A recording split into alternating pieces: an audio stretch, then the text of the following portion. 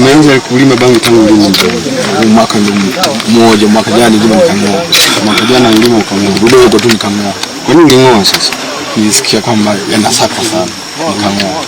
Sasa mbona umerudia kulima tena? Sikujua kama tena utakamatwa hapo sana. Unajua utakamata. Okay.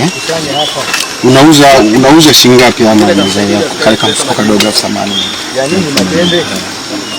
Sasa mzee, usifanye biashara hii, sawa? Namba afante. Haya ni makosa, sawa? Sitarudia afante. Hiyo namba ya serikali imesamehe. Haya, wamekusikia.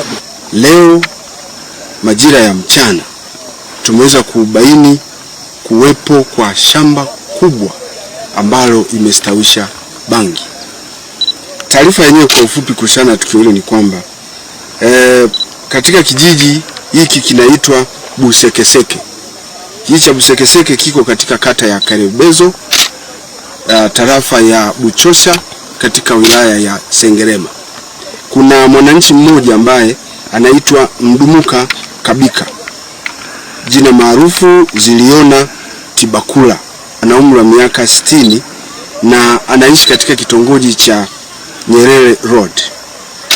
Bwana huyu ambaye anakaa huku, yeye na familia yake, ana shamba kubwa lenye ukubwa wa